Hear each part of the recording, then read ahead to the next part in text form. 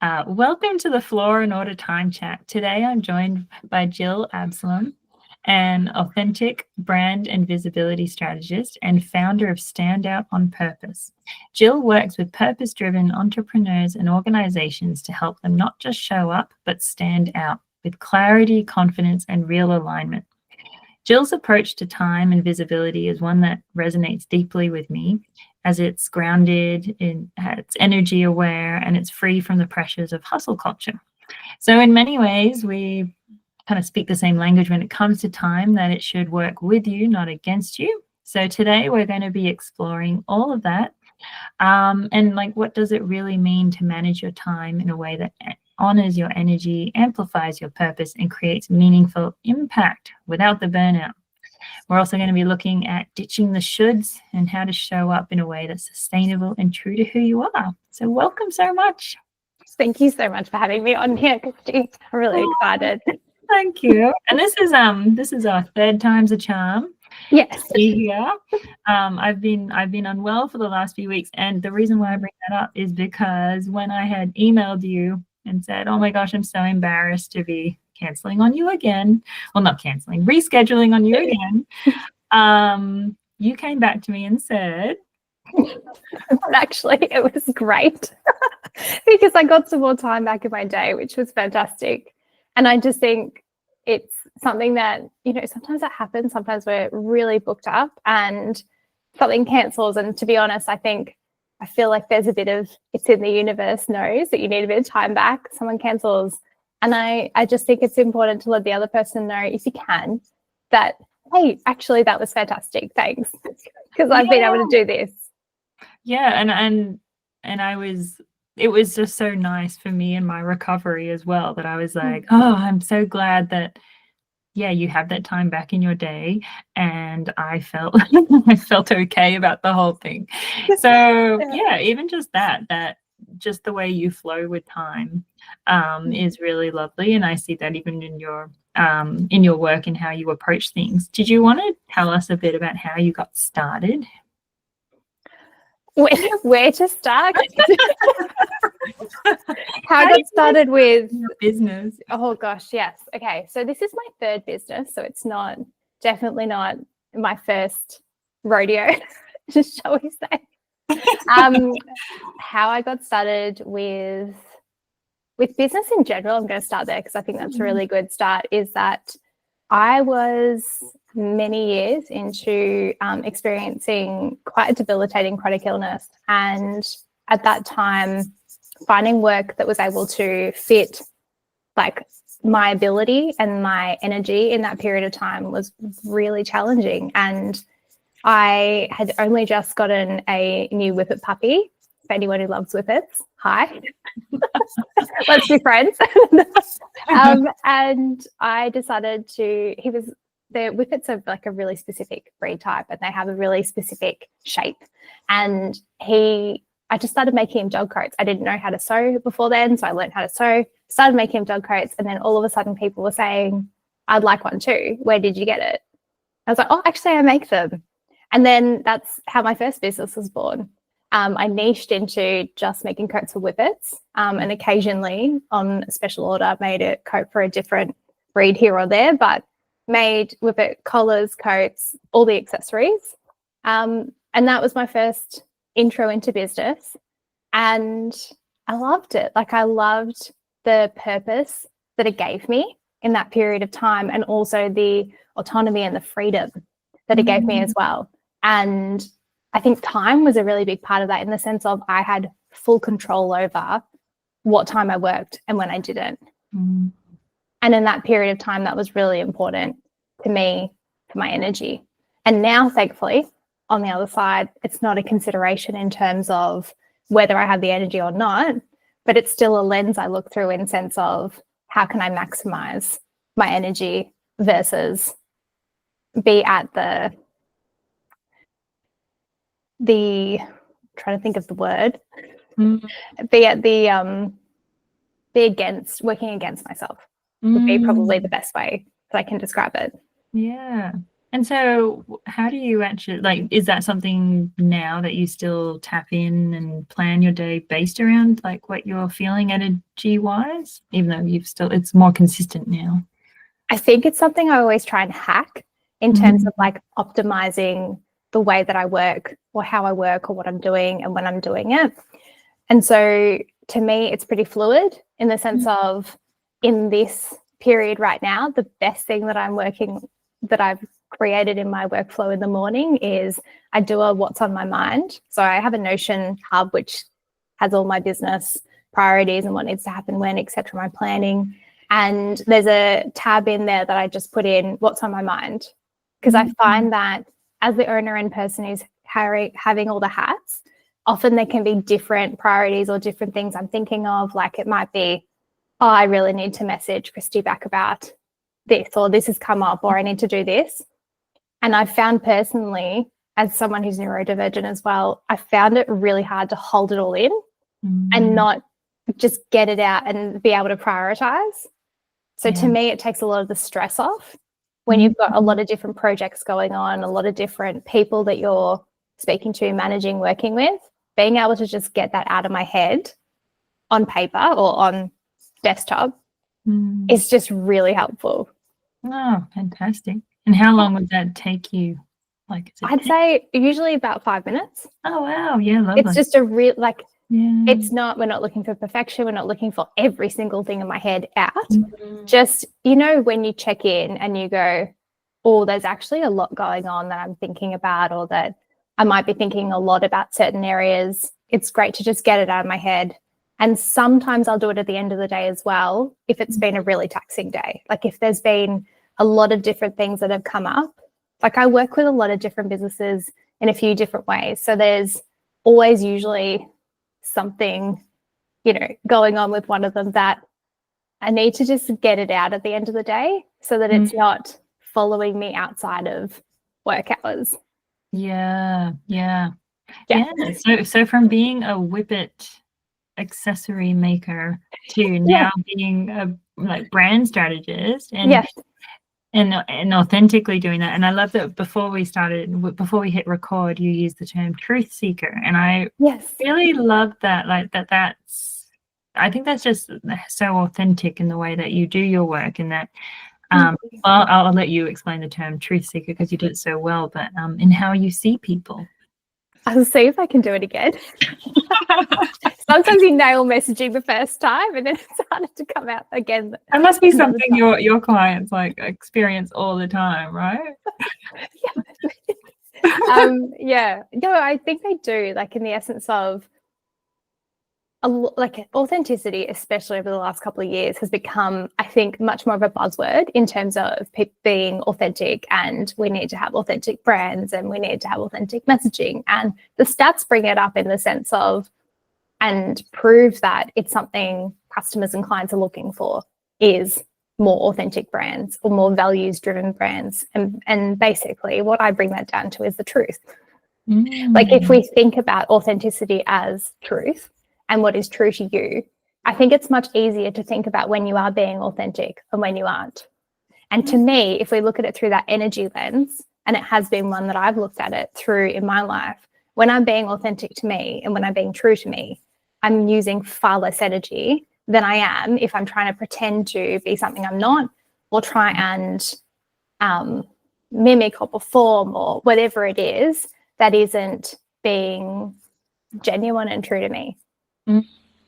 Yeah, that's so true. And so, yeah, the current state that we find ourselves in with social media and things like that, and a lot of comparing ourselves to others, and especially as small business owners, oh, I should be doing that. I should be on TikTok. I should be doing this. I should be doing that. Yeah. What do you say about that? Those things that we have rattling around in our mind? I think the shoulds burn so much of our energy and don't actually lead to an increase in impact for ourselves or an increase in income. And when you really pile them up, and I think it's interesting sometimes how I think if you're really self-aware, it's really easy to see how many shoulds you've got in the bank, let's say. Mm. Well, they're not really a good thing. So maybe we don't say it's in the bank, it's like in debt. Yeah. I like the image, and I'm like, Yeah. how can we make that work? Yeah. But how many are sitting there like debtors chasing you, right? But then I think if you're unaware, like not as self-aware, and you might be carrying a lot of shoulds that you're not actually knowing or like actively walking around with. And so many of those shoulds come from marketing. The amount of like the advice, like a lot of the gurus that are out there that are saying you should be, and some of them are like, you should be posting 5 times a day on TikTok. That's a lot. That is a lot.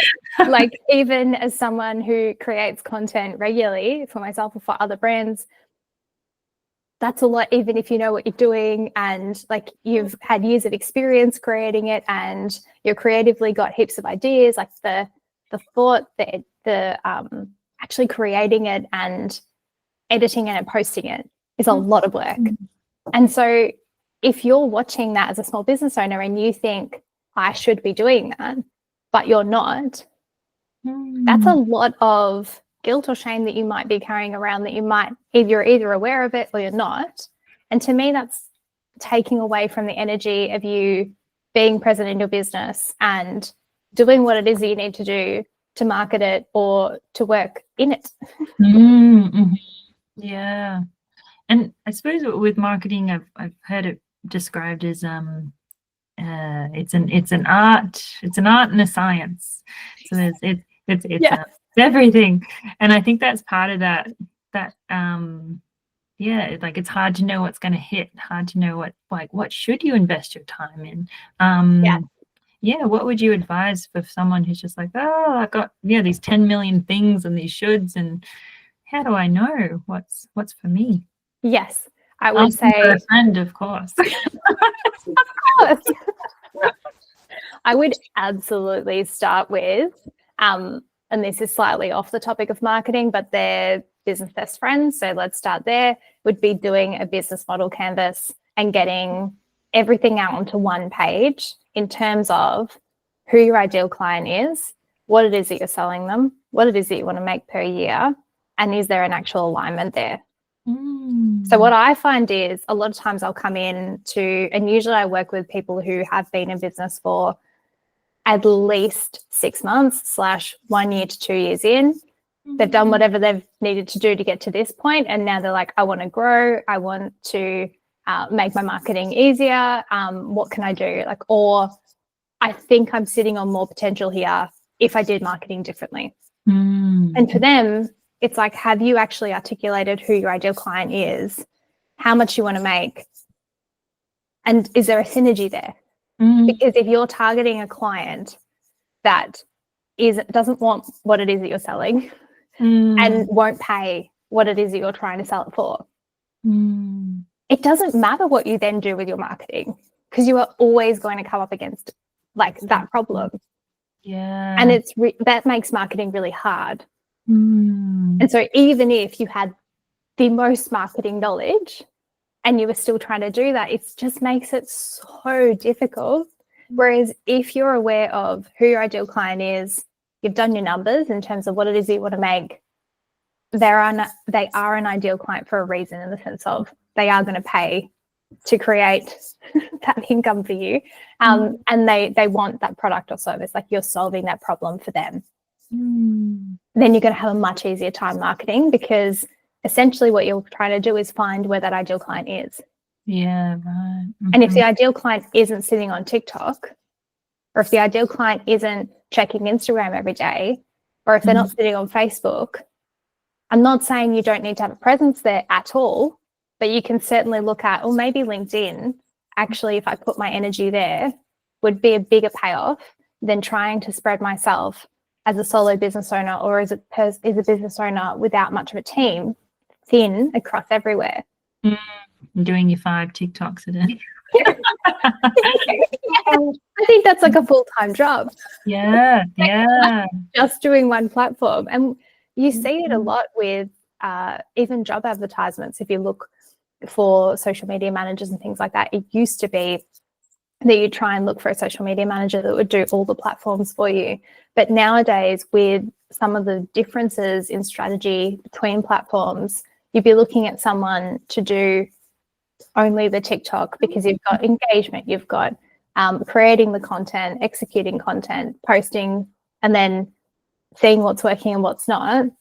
So if you yourself think of yourself as a solo business owner actually doing the work as well as doing the content, a lot to ask for yourself. Yeah, that's really interesting. I didn't realize that in the job market, that they had divided up the jobs like that, like per social platform. There's certainly a lot of roles that still try and get one person to be spread out across a lot, but I've seen it becoming a little bit more popular with specific roles for specific platforms. Wow. And I would say TikTok will probably be one of the busiest workloads in terms of content if you were trying to take it really seriously, because there's just so much work that goes into being able to post, even if it's not necessarily the 5 TikToks a day, but maybe it's 3 to gain people's attention. Still it's still not that great. Only 2 less. It's a lot of work. Yeah. Yeah. Wow. Yeah. Yes. So circling back to the shoulds, is there a time that that comes to mind that like of a should that you let go? Oh, this is a great one. And what shifted when you did? This is like one of those moments where, you know, it's like the landscaper who's like, don't look at my backyard. But I'm all about truth and honesty, so I'll go there. I didn't have I didn't have a website for the longest period of time. Wow. And I felt like that was a huge weight on my shoulders. Like I was thinking a lot about it in terms of, oh, you don't have a website, you should have a website. You know, you need to have a website. And to be honest, all of those thoughts really didn't help one iota to me actually getting the website done.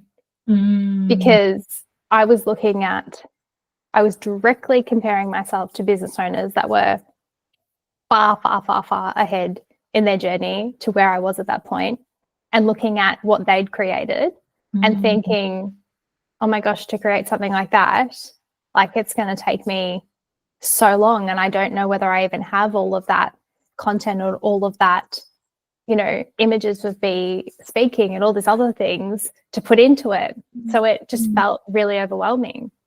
And honestly, the moment where I really dropped that and thought, why don't you just create something right now that is good enough for where you're at and meet yourself with what you actually have and create something. And it was an empowering process, because I did the website probably in a weekend, which was, I'd been putting it off for so long before then. And it was much easier than I expected to do. Yeah. And I gained a lot of clarity from doing it from where I'm at now. Thought that anything with your marketing can change. Like in the sense of you yourself as a business owner, you never stay the same. Like we evolve, we grow, we learn new things, we pivot, we get more focused, whatever it is.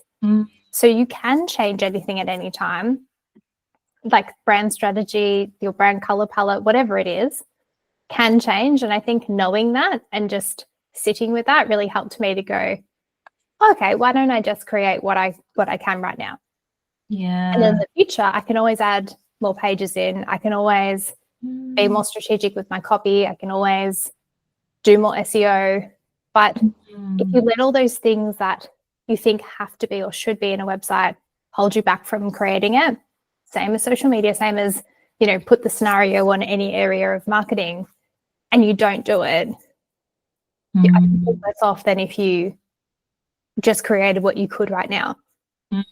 Yes, I hear that so much. And just my last Get Stuff Done party, we had a couple people who had tick something off of their list that had been on there for a year, one person, and another one was 2 years.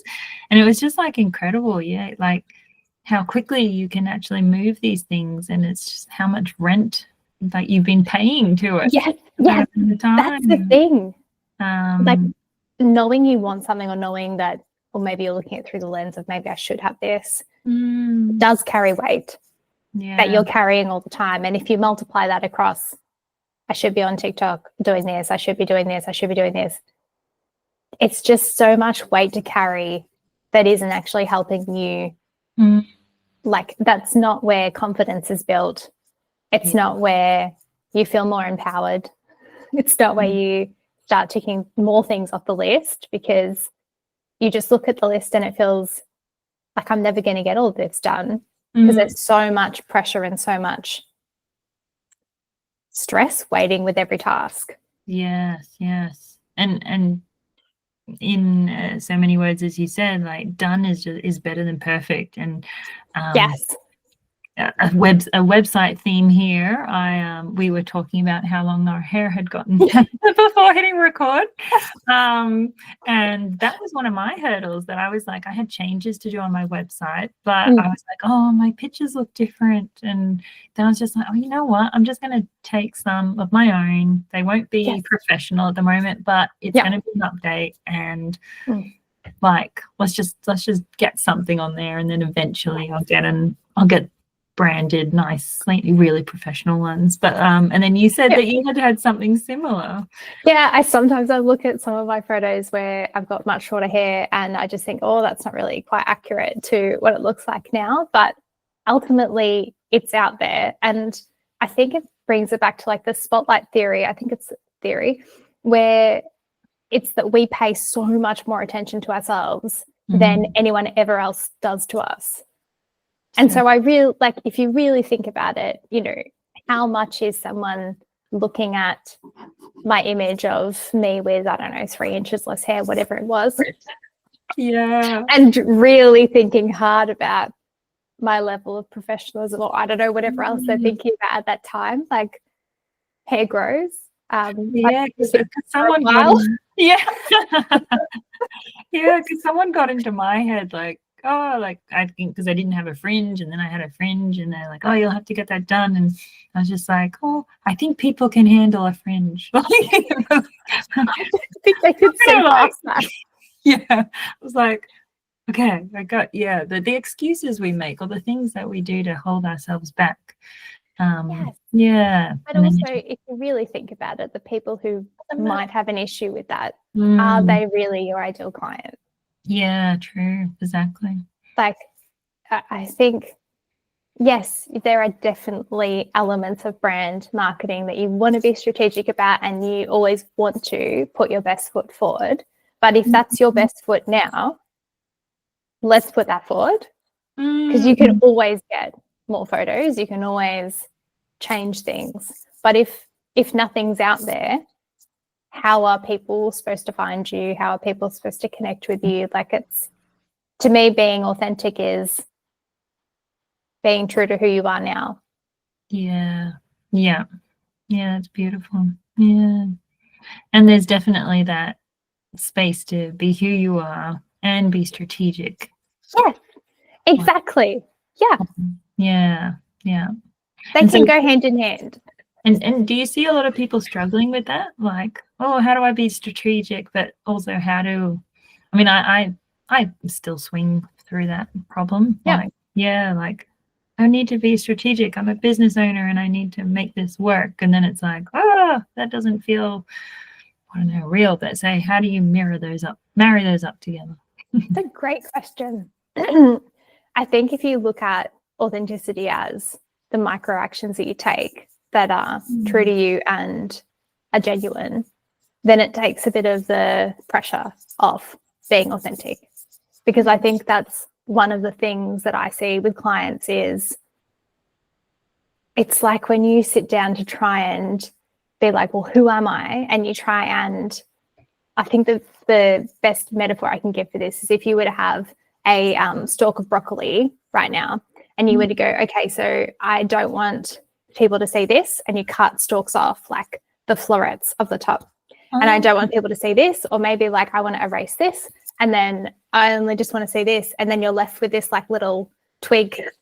Oh, wow. And the broccoli, like that's what happens when you go too far with the thinking through the lens of perception and what it is that you want to be perceived as, and start erasing parts of you that actually, as a whole human, we want to be able to see everything. We just want to be really strategic with what we're spotlighting attention on. And I think that would be where I find that balance of being authentic, but also being strategic. Yeah. That is like a really great analogy. Oh, thank you. Yeah. I was actually thinking of doing some content with an actual broccoli. Oh, I think you should. Yeah. I'm like, oh, wow. I'm going to the next time I'm, cutting up some broccoli, it's I've been thinking about that. Yeah. Well, no one wants to be this sad, like stalk of broccoli with just like a little floret at the top. Yeah. But it's also inauthentic as well. And people can really feel whether they're able to consciously or unconsciously talk about the reason. But if things don't add up to someone and they just see like you with your little floret, it's not normal. No. Like to just be one thing. So and true. I've certainly struggled with this. Like this is not me saying, God, I've never had that problem. You are human after all. Exactly. I've been, like carving pieces away and thinking, well, that's not relevant to this, or this is. But then when you start doing that, you lose like the pixels that make up the full picture. And so for me, like if I was to erase my journey with chronic illness, for example, and not talk about it at all, and not say it influences the way that I work or influences me as an individual, then you'll be losing basically the whole story behind why it stands out on purpose and why authenticity is so important to me. Yes, definitely. And so if you're trying to rub and erase and, cut off all the other stalks, often it's why people can't resonate deeply with you or can't build a deeper connection, which is what we're trying to do with marketing, because they don't know like why that's important to you or where that stemmed from. Yeah. Well, it stems like. Yeah. Well, I was just thinking because my partner used to throw out the broccoli stems, and I was like, no, you can eat them too. You can eat them too. So it's like that helps too. Like it's not just about the florets, it's about what you stand on. It's your stem. Yes. And essentially with the spotlighting, you're trying to find out what's interesting, what resonates, what aligns with others, and then bring that out. Like in this conversation, we're trying to work out what would be interesting to your audience that I could share, and what do I have to bring to this conversation, and where are our synergies between both of us. That doesn't take anything away from me being a whippet fur mum or other things that we don't necessarily think are directly interlinked. Yeah, that's right. Yeah. I was interested. Do you still have a whippet at the moment? I've got two. They're in the office with me now. Oh, they are too. I can see. No, I can't. That was your armchair. I was like, no. They're just in their beds behind me. They like to stay. They like to stay warm in my office with me. Oh, that's beautiful. Oh, well, thank you so much. This has been such a delightful conversation and very truth-seeking. Very truth-seeking.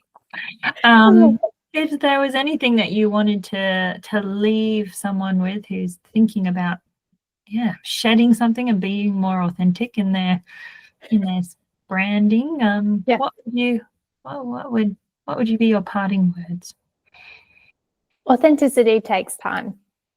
And I think nowadays we're trying to create everything into smaller pieces of time, or try and do things quicker, or try and streamline as much as possible. But if there was one area that I wouldn't streamline, it's getting to know yourself. Oh, wow. I really because you can't just pull authenticity out of nowhere, in the sense of what's true to you is true to you. And if you're looking for your branding to be authentic, you need to know what that is to be able to express it. Yeah. Okay. So authenticity takes time. Don't Yes. rush it.